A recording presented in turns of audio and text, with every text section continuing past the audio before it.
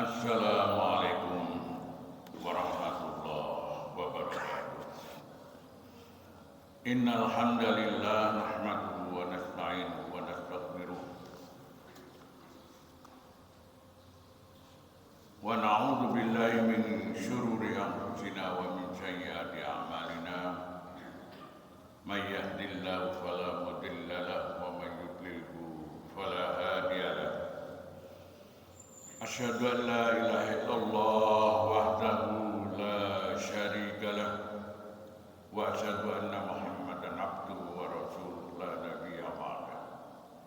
Allahumma shalli wa sallim wa barik ala nabiyyina Muhammad wa ala alihi wa ashabihi ajmain. Amma ba'd. Jamaah sholat subuh yang kami hormati, bapak-bapak, ibu-ibu dan saudara sekalian yang dirahmati oleh Allah. Pertama, marilah kita bersama-sama manjatkan puja puji syukur kita kehadirat Allah Subhanahu wa taala yang telah melimpahkan rahmatnya kepada kita, khususnya pagi hari ini. Kita masih diberikan kekuatan lahir batin oleh Allah sehingga kita dapat melaksanakan salah satu perintah Allah Subhanahu wa taala, yaitu menjalankan ibadah sholat subuh dengan berjamaah. Tentu permohonan kita kepada Allah, mudah-mudahan ibadah kita ini diterima oleh Allah Subhanahu wa taala dan kita dicatat sebagai hamba-hambanya yang taat dan patuh kepadanya. Sholawat dan salam mudah-mudahan tetap tercurahkan kepada Nabi kita Muhammad Sallallahu Alaihi Wasallam, para keluarganya, para sahabatnya, dan kita umatnya yang taat dan patuh kepadanya. Jamaah salat subuh yang kami hormati, kita telah memasuki tahun baru Hijriah 1447. Artinya umur kita bertambah, jatah umur kita makin berkurang, dan ini adalah merupakan sunnatullah. Namun yang diperintahkan kepada kita sekalian untuk selalu bertakwa kepada Allah Subhanahu wa taala, menjalankan perintahnya dan sekaligus menjauhi larangan-larangannya.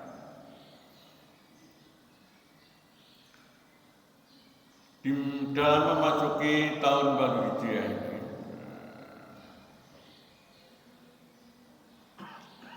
saya ingin sampaikan firman Allah Subhanahu wa taala di dalam surat Al-Hasr 18.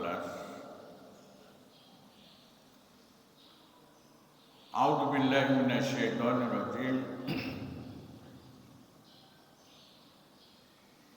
Ya ayyuhalladzina amanu taqullaha wal tanzur nafsum ma qaddamat lighad wattaqullaha innallaha khabirum bima ta'malun.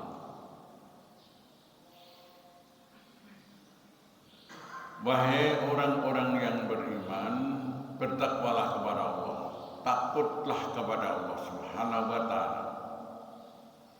Dan hendaknya tiap-tiap diri dari kita sekalian melihat masa yang telah lalu untuk kebaikan masa yang akan datang. Dan bertakwalah kepada Allah. Sesungguhnya Allah Subhanahu wa taala mengetahui apa yang kau kerjakan. Dalam satu ayat ini Allah berfirman ittaqullah itu 2 kali.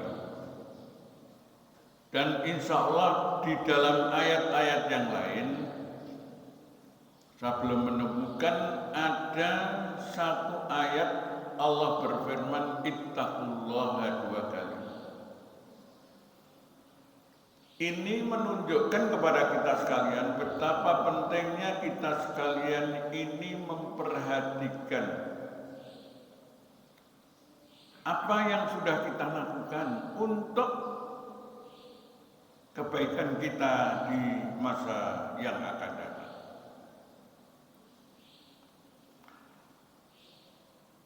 Rasulullah SAW itu pernah bersabda, ada kaitannya insya Allah dengan firman Allah Subhanahu wa Ta'ala. Rasulullah itu bersabda pada kita sekalian, man kana yaumuhu khairan min amsihi fa huwa rabih, wa man kana yaumuhu syarran wa man kana yaumuhu misla amsihi fa huwa maghbun, wa man kana yaumuhu syarran min amsihi fa huwa mal'un. Artinya barang siapa yang hari ini keadaannya lebih baik dibandingkan dengan yang kemarin, apakah itu berkaitan dengan ibadahnya, apakah yang berkaitan dengan keluarganya, apakah yang berkaitan dengan ekonominya, itu yang sekarang lebih baik dibandingkan dengan yang kemarin. Kemudian tentu saja mafhumnya yang akan datang lebih baik daripada yang sekarang. Itu kata Rasulullah, rabih, itulah orang yang beruntung. Jadi ada perubahan-perubahan. Sekarang lebih baik daripada kemarin, kemudian yang akan datang lebih baik dibandingkan dengan keadaan yang sekarang. Itu kata Rasulullah, itu yang rabih, orang yang beruntung. Kemudian Rasulullah melanjutkan sabdanya, barang siapa yang hari ini keadaannya sama dengan yang kemarin, yang akan datang sama dengan yang sekarang, itu kata Rasulullah, itu adalah orang yang rugi. Maghbun itu bagaikan orang yang sakit lepra. Jadi sama yang sekarang dengan yang kemarin yang akan datang, sama dengan yang sekarang. Itu kata Rasulullah, itu rugi. Kemudian yang ketiga, barang siapa yang hari ini keadaannya lebih jelek daripada yang kemarin, yang akan datang akan lebih jelek dibandingkan dengan yang sekarang, kata Rasulullah, dikatakan mal'un, sangat amat rugi. Mal'un, terlaknat. Jadi menurut Rasulullah yang apa? Yang beruntung, yang rugi, yang muflihun, golongan yang muflihun itu ya yang sekarang dibandingkan dengan yang kemarin lebih baik, yang akan datang dibandingkan dengan yang sekarang lebih baik.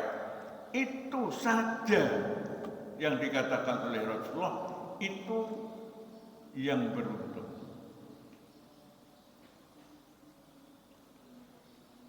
Harus ada perubahan-perubahan. Kalau tidak ada perubahan, sama rugi.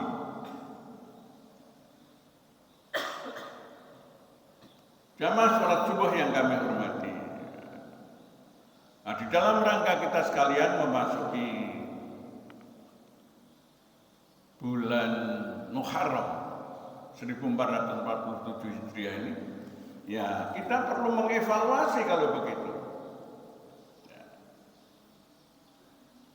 Saya ingin sampaikan dalam kesempatan yang berbahagia ini adalah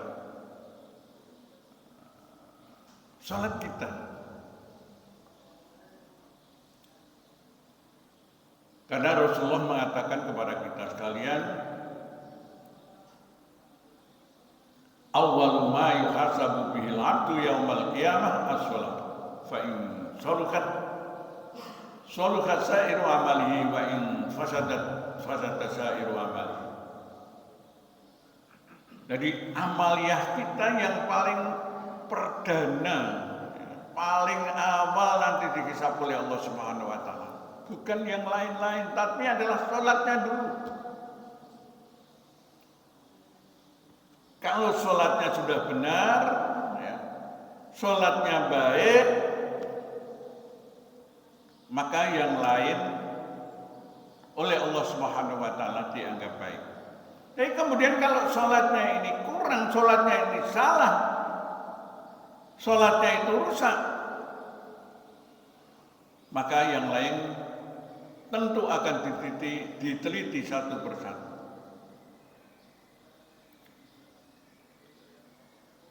Oleh karena itu, ya, sholat ini sangat amat penting bagi kita sekalian. Terutama kita bapak-bapak ya. Itu ada hadis Rasulullah yang sangat amat terkenal. Artinya sering disampaikan oleh para mubalik itu. Rasulullah mengatakan kepada kita sekalian, afdhalu sholatil mar'i fi baitihi illal maktubah. Sebaik-baiknya sholatnya seorang laki-laki itu adalah di rumahnya. Illal maktubah, ini ada istisnanya, ada pengecualian. Kecuali sholat yang 5 waktu, yang fardu yang 5 waktu itu.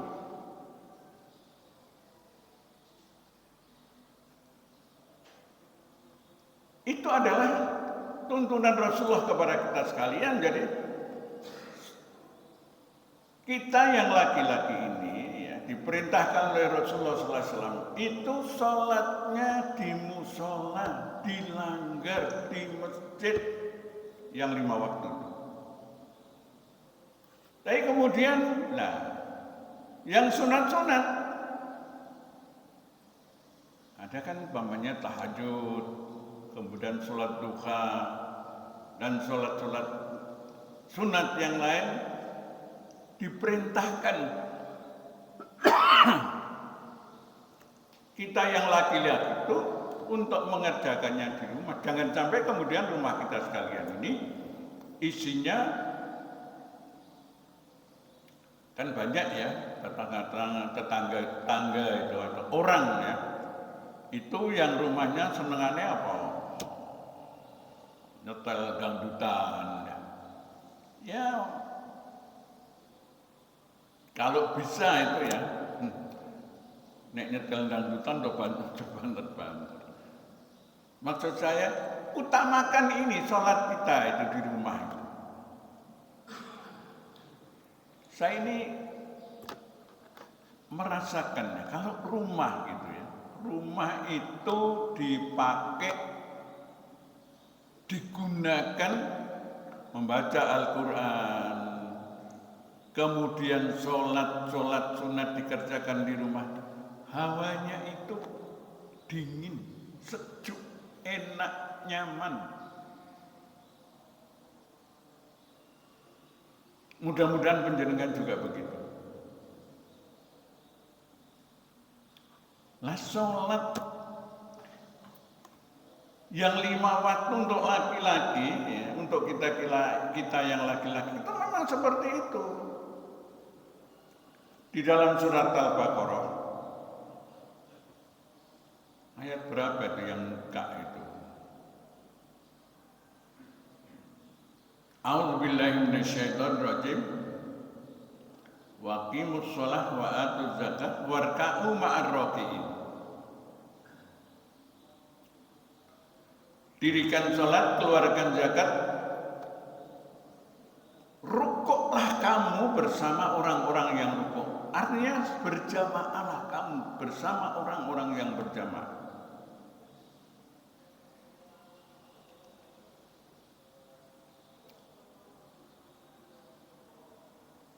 Jamaah sholat subuh bapak-bapak dan ibu sekalian yang dirahmati oleh Allah. Apalagi kalau kita mengingat sabda Rasulullah SAW di dalam sebuah hadisnya. Rasulullah mengatakan kepada kita sekalian, sholatul jama'ati afdalu min sholatil fardhi bisab'in wa isrina darajah. Jadi sholat berjamaah itu akan mendapatkan pahala 27 kebaikan, 27 derajat. Kalau kita kalikan secara matematis itu berarti 5 kali 27 itu jumlahnya 135 derajat, 135 kebaikan. Kalau kita kerjakan sendiri, tidak dengan berjamaah, kita hanya akan mendapatkan 5. Itu kalau 1 minggu dihitung itu bedanya berapa? Kalau kita berhitung secara berbisnis, itu ruginya berapa?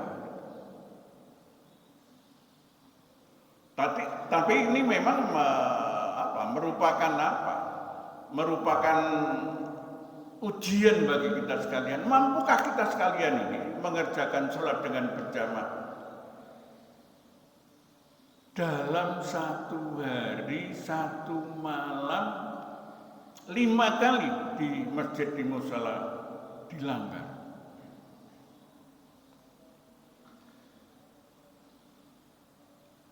Sebenarnya kita terutama yang sudah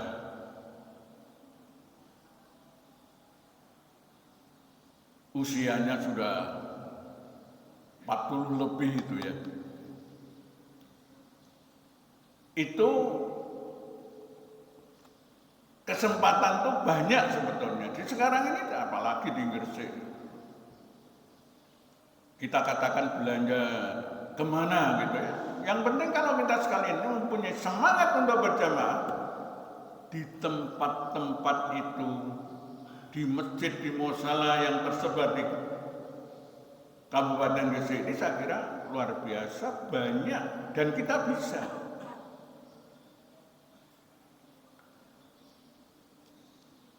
Jamaah sholat subuh yang kami hormati. Jadi kalau kita sekalian berhitung seperti itu, kemudian kita tidak menjalankan ibadah sholat yang 5 waktu itu, ya kita rugi. Bapak, Ibu, dan saudara sekalian yang kami hormati, ya mungkin banyak di antara kita sekalian yang tahu gitu ya. Saya ini ingat apa yang disampaikan oleh Profesor Rosidi. Beliau ini adalah Menteri Agama yang pertama di Indonesia. Profesor Rosidi itu pernah menulis berkaitan dengan Islam Abangan. Islam Abangan itu kalau di Jawa Tengah itu wis biasa, kita selalu dengar dan kita tahu. Nek corong Gresik itu biasanya Islam KTP gitu ya. Dikatakan dia atau mereka itu tidak mau. Tapi mereka tidak mau menjalankan atau tidak mampu untuk menjalankan sholat yang 5 waktu itu. Bukan sekedar bolong-bolong gitu ya. Bolongnya ini akeh gitu. Bahkan saya dulu punya tetangga itu nek wayahe sholat subuh atau sholat pokoknya yang sholat 5 waktu itu malah dia pergi ke tempat yang sebetulnya kalau sekarang nggak genah gitu. Nah, itu Islam Abangan itu ya. Itu seperti itu. Modelnya itu dikatakan tidak Islam tidak mau, tapi mestinya kan kalau Islam itu ya harus konsekuen dengan ajaran-ajaran Islam, terutama sholat yang 5 waktu. Tapi tidak mau. Bapak, Ibu, dan saudara sekalian yang berbahagia rahimakumullah. Lah, oleh karena itu yang berkaitan dengan sholat itu, terutama kalau kita sekalian yang 5 waktu itu kita sekalian sudah mampu untuk menjalankan dengan sebaik-baiknya. Sudahkah kita juga mampu menjalankan ibadah sholat sunat? Karena itulah yang akan nanti menambal kekurangan kita di dalam sholat yang 5 waktu tadi. Umpamanya sholat rawatib, artinya sholat yang mengikuti sholat fardu, ada qobliyah, ada ba'diyah. Yang namanya sholat subuh ya, itu kan ada qobliyah subuh. Rasulullah mengatakan kepada kita sekalian, raka'atul fajri khairun minad dunya wa ma fiha. 2 rakaat sebelum sholat subuh itu pahalanya lebih baik daripada dunia seisinya. Jadi kalau kita sekalian ingin gitu ya, kita ini jadi milioner, kita ini menjadi orang yang kaya menurut kacamata Allah Subhanahu wa taala, itu jangan sampai ditinggalkan walaupun hukumnya sunat.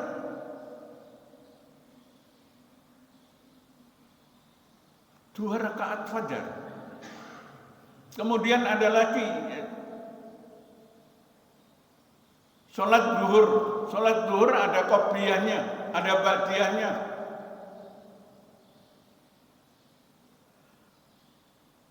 Kita jalankan itu ya, kita laksanakan itu. Jangan ditinggalkan. Banyak saudara-saudara kita, tetangga-tetangga itu kalau sholat ya, kadang-kadang ini kan kita ini kan terjebak dengan istilah pola sholat sunat. Sunat iku pengertiannya kan begini, nek dilakoni oleh ganjaran, nek nggak dilakoni nggak apa-apa. Bukan begitu gitu ya. Karena apa? Ganjarannya luar biasa, diberikan oleh Allah Subhanahu wa taala. Allah itu memberikan ganjaran kepada kita sekalian itu berlipat-lipat. 10 sampai 700 kali.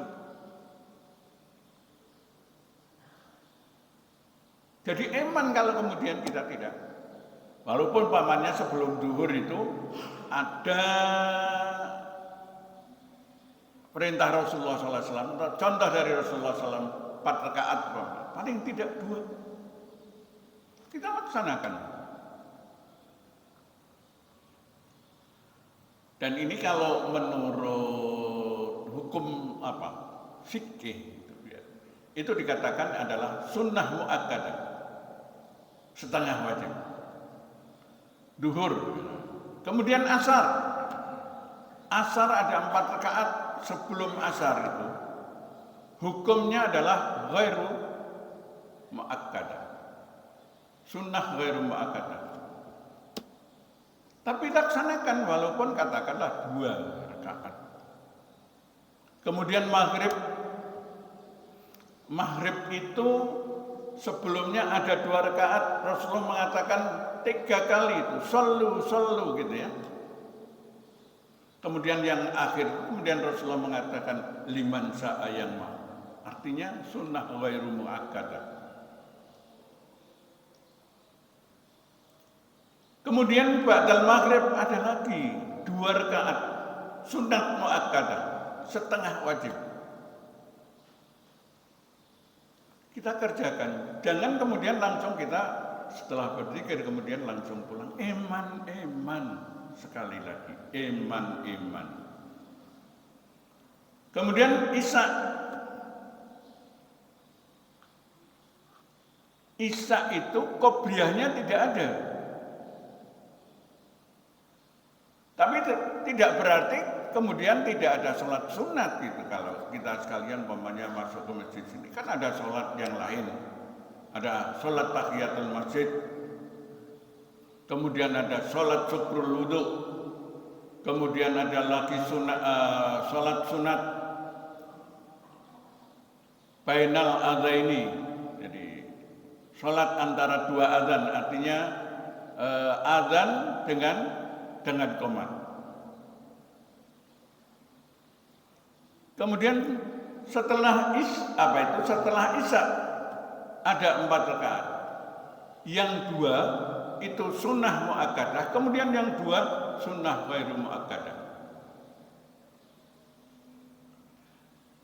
Nah, ini di dalam keterangan hadis itu dikatakan ini semua adalah nanti kalau umpamanya kita sekalian menghadap Allah Subhanahu wa taala kemudian ditanya kekurangan-kekurangan sholat kita yang fardu itu. Malaikat itu perintahkan oleh Allah Subhanahu wa taala, coba lihat itu sholat-sholatnya sunat seperti apa. Ini istilahnya untuk nambal. Oleh karena itu jangan kemudian wegah gitu ya, enggan untuk menjalankan sholat-sholat sunat itu. Kaum muslimin yang berbahagia rahimakumullah. Ini yang berkaitan dengan sholat. Kemudian yang lain ingin saya sampaikan adalah berkaitan dengan akidah, keyakinan. Kemarin di gedung dakwah itu disampaikan akidah, keyakinan, kepercayaan itulah yang sebetulnya, kalau saya dengar kemarin itu, mudah-mudahan sama dengan panjenengan yang kemarin datang, inilah yang mampu menggerakkan kita sekalian untuk mengerjakan apa saja yang diyakini. Kalau kita sekalian sebagai umat Islam, tentu yang diyakini dengan keislaman kita sekalian ini. Orang-orang Hindu ya, itu pun mempunyai keyakinan yang mampu mendorong semangat mereka untuk berbuat sesuatu. Kalau panjenengan beberapa tahun yang lalu ya, kita ingat itu yang namanya Jawaharlal Nehru ya, yang dari India itu mampu berjuang untuk mengenyahkan orang-orang Barat, orang Inggris itu karena keyakinan, karena kepercayaan, karena akidah yang mereka pegang. Walaupun akidah itu kalau menurut kita tidak benar, tapi keyakinan, kepercayaan ya, seperti itulah, akidah yang seperti itulah yang mampu mendorong kita sekalian untuk melakukan sesuatu. Oleh karena itu, saya ingin sampaikan di bulan-bulan Syawal, di bulan Muharram ini, nek cara Jawa, bulan apa Pak? Muharram ini, bulan Suro ya, ngono lali lah.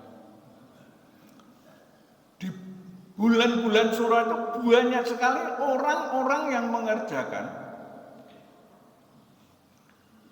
yang tidak sesuai dengan ajaran agama kita sekalian.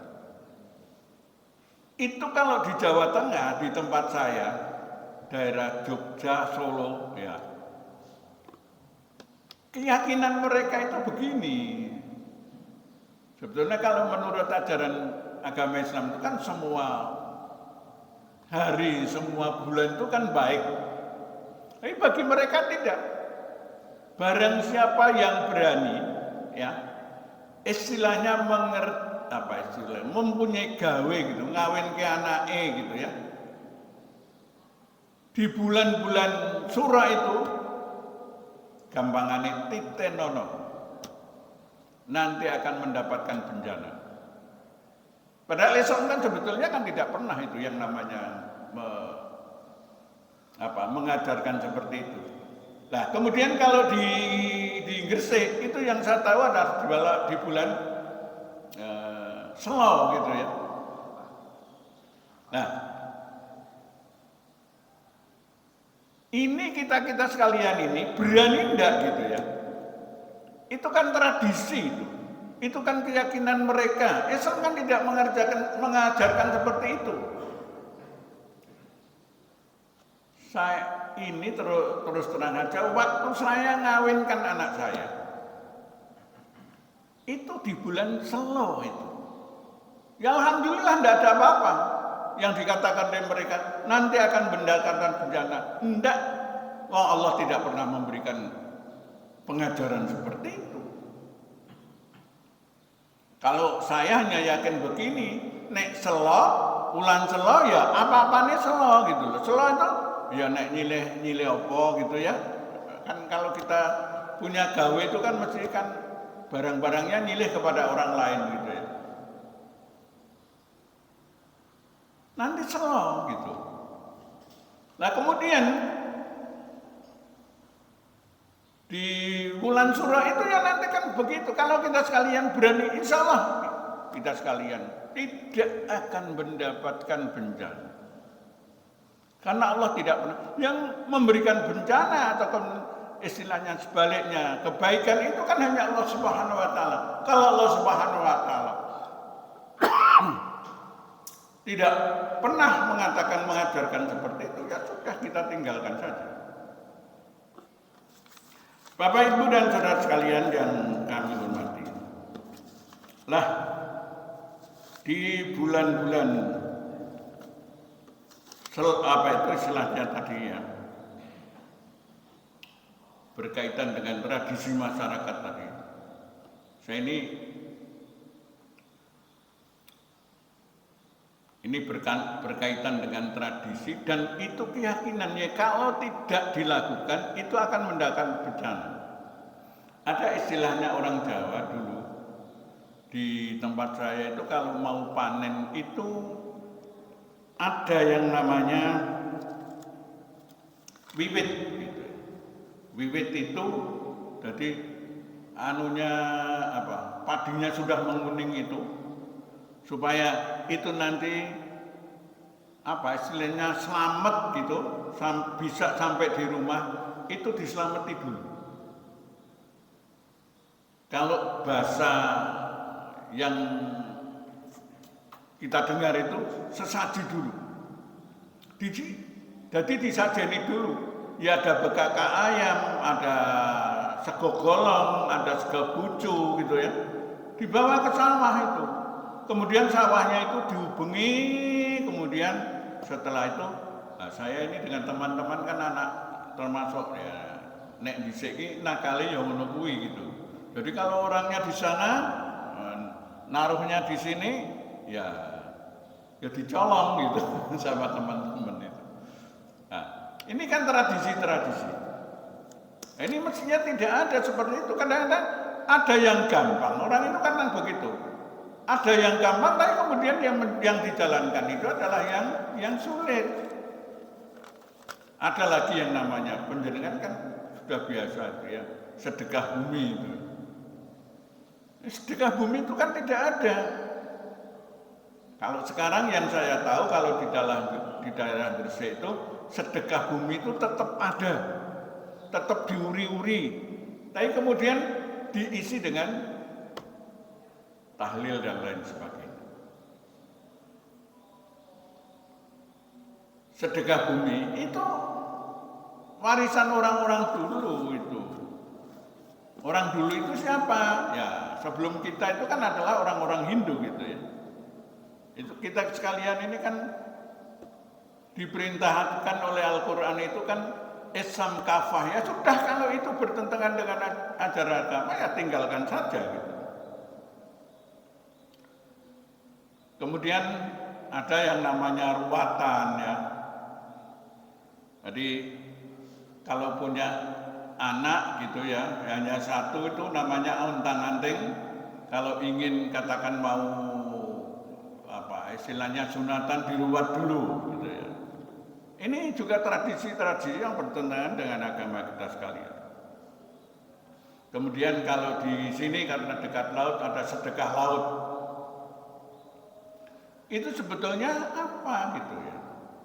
Ada sedekah laut, kemudian ada yang buat apa itu bunga di tengah jalan itu ya.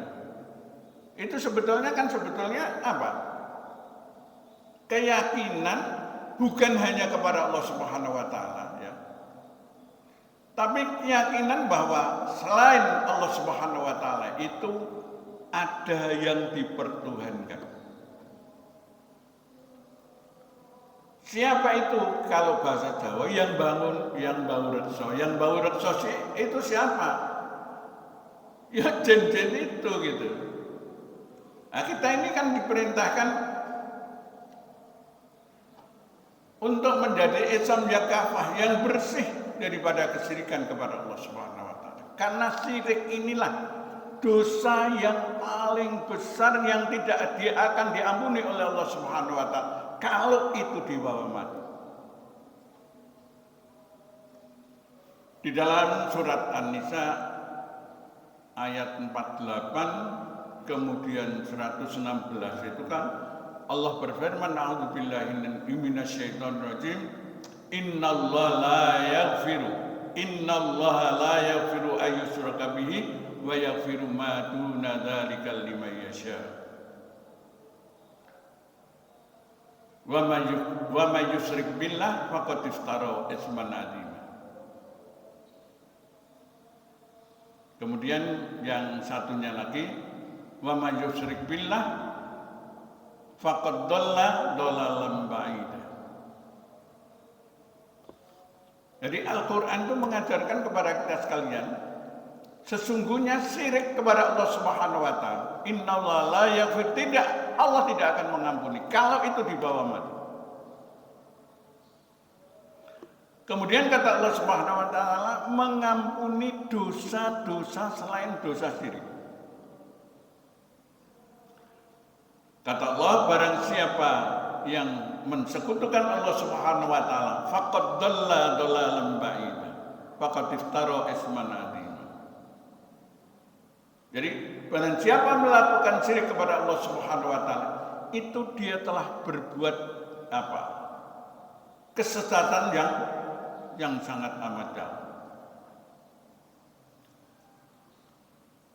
Bapak Ibu dan saudara sekalian yang kami hormati, oleh karena itu mari di dalam memasuki bulan Syura atau bulan Muharram ini kita sekalian jauhkan itu akidah kita sekalian dari kesesatan. Jauhi keyakinan dan kepercayaan kita sekalian dari hal-hal yang nanti akan menjerumuskan kita kepada jalan yang sesat. Saya kira ini Bapak Ibu dan saudara sekalian yang bisa saya sampaikan dalam pagi hari ini. Mudah-mudahan ada guna dan manfaatnya. Kurang lebihnya mohon maaf, dan akhirul kalam, assalamualaikum warahmatullahi wabarakatuh.